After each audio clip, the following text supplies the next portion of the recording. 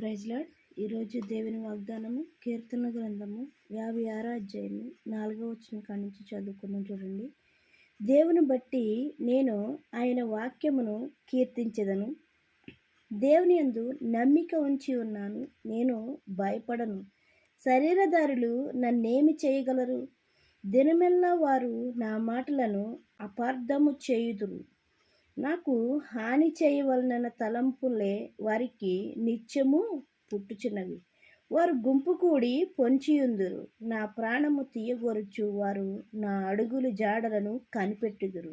తాము చేయు దోషక్రియల చేత వారు తప్పించుకొందురా. దేవా, కోపము చేత జనులను అణగగొట్టుము. నా సంచారములను నీవు లెక్కించి ఉన్నావు. నా కన్నీళ్లు నీ బుడ్డిలో ఉంచబడి ఉన్నవి, అవి నీ కవులలో కనబడును కదా. నేను మొరపెట్టిన దినమున నా శత్రువులు వెనుకకు తిరుగుదురు. దేవుడు నా పక్షమునున్నాడని నాకు తెలియను. దేవుని బట్టి నేను ఆయన వాక్యమును కీర్తించెదను. యెహోవాను బట్టి ఆయన వాక్యమును కీర్తించెదను. నేను దేవుని యందు నమ్మిక ఉంచి ఉన్నాను, నేను భయపడను. నరులు నన్నేమీ చేయగలరు. ఇక్కడ ఎవరైతే ఏడుస్తూ ప్రార్థిస్తున్నారో, ఎవరైతే దేవుని యందు నమ్మిక ఉంచి ఉన్నారో, ఎవరైతే దేవుడు నాకు సహాయము చేయగలడని అనుకునే వారిగా ఉన్నారో వాళ్ళతో మాట్లాడుతున్నాడండి. ఏం మాట్లాడుతున్నాడో, నేను దేవుని యందు నమ్మిక ఉంచి ఉన్నాను కాబట్టి ఏంటంట, భయము లేదంట. ఎందుకంటే ఆ మనిషి దేవుని మీద నమ్మకముతో ఉన్నాడు. ఎవరి మీదండి? మనుషుల మీద కాదండి. ఎందుకంటే మనుషులు అవసరాన్ని బట్టి వాడుకునే వారిగా ఉంటారు, కానీ దేవుడైతే అలా కాదండి. దేవునికి మనతో అవసరం లేకపోయినా కూడా దేవుడు మన కూడా పడతా ఉంటాడండి. ఎందుకంటే మరి ముఖ్యంగా ఆయన చేతులతో మనల్ని తయారు చేసిన దేవుడు, ఆయన స్వహస్తాలతో మనల్ని తయారు చేసిన దేవుడు. తల్లైనా మరచునేమో కానీ నేను నిన్ను మరువను అంటాడు ఆయన. ఎలాంటి దేవుడు అండి ఆయన? మనల్ని మరిచే దేవుడు కాదు, మనల్ని విడిచే దేవుడు కాదు, మనల్ని అవసరాన్ని బట్టి వాడుకునే దేవుడు కాదండి ఆయన. మనమే మన అవసరాన్ని బట్టి ఆయన్ని వాడుకునేవారిగా ఉంటాం. ఏంటండి? మన అవసరాన్ని బట్టి మనకి ఎప్పుడైతే బాధ కలుగుతుందో అప్పుడు గబగబా దేవుడు గుర్తొచ్చేస్తాడండి. మనకి బాధ లేనప్పుడు, అన్నీ ఉన్నప్పుడు దేవుణ్ణి మర్చిపోయేవారిగా ఉంటాం. అయితే దేవుని మర్చిపోయేవారు ఎవరని రాస్తున్నాడంటే బైబిల్లో, బుద్ధిహీనులు దేవుడు లేడని అంటారంటే. ఏంటండి?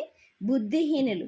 బుద్ధి కలిగి ఉంటే, బుద్ధి జ్ఞానము ఉండినట్లయితే దేవుడు లేడని అనేవారిగా ఉన్నారంట.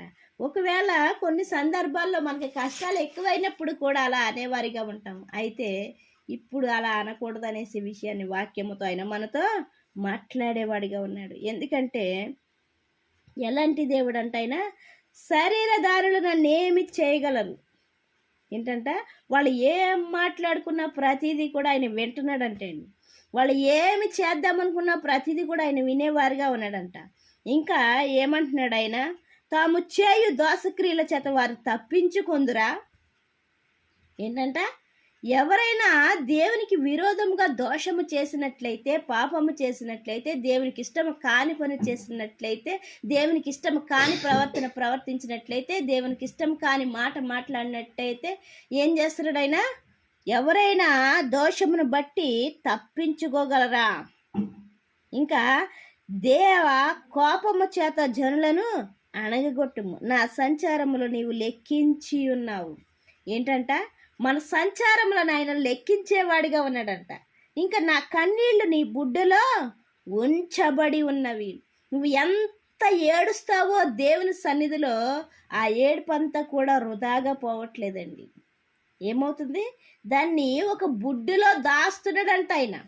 దాచి దాచి దాచి దాచి దాచి ఏం చేస్తాడంటే, ఏదో ఒక రోజు నువ్వు ఏ విషయం కోసం అయితే ఏడుస్తున్నావో ఆ విషయానికి జవాబు అయినా ఇచ్చేవాడిగా ఉంటాడు. నువ్వు అడిగిన దానికంటే, ఊహించిన దానికంటే అత్యధికమైన మేలులు చేయగలిగిన దేవుడు మన దేవుడు. ఇంకేమంటున్నాడు చూడండి, నేను మొరపెట్టిన దినమున నా శత్రువులు వెనుకకు తిరుగుదురు. దేవుడు నా పక్షమున్నాడని నాకు తెలియను. ఎవరి పక్షాన్ని ఉంటాడండి దేవుడు? ఎవరైతే మొరపెడుతున్నారో, ఎవరైతే విశ్వాసముతో ఉంటున్నారో, ఎవరైతే నమ్మకముతో ఉంటున్నారో, ఎవరైతే నీతిగా ఉంటున్నారో, ఎవరైతే నిజాయితీగా ఉంటున్నారో, ఎవరైతే ఆయన స్తుతిస్తున్నారో, ఎవరైతే ఆయన యందు నిరీక్షణ ఉంచుతున్నారో, ఎవరైతే ఆయన ఉన్నాడు, నాకు భయము లేదు, నేను భయపడనని ఆయన మీద పూర్తిగా ఆధారపడుతున్నారో, వాళ్ళ పక్షాన్ని ఆయన ఏం చేస్తున్నాడండి? ఉండేవాడిగా ఉంటున్నాడు. ఉండడమే కాకుండా వారికి ఉన్న కష్టాన్ని తీసివేసి, వారికి ఉన్న కన్నీళ్లను తుడిచివేసి, వారికి కావాల్సింది ఆయన ఇవ్వడానికి సిద్ధంగా ఉన్నాడు. పొందుకోవడానికి మనము కూడా సిద్ధపాటు కలిగి ఉందాం. దేవుడి చిన్న పరిశుద్ధ వాక్యం దీవించిన గాక. వాక్య పరిచయలో మీ సహోదరి. ఆమెన్.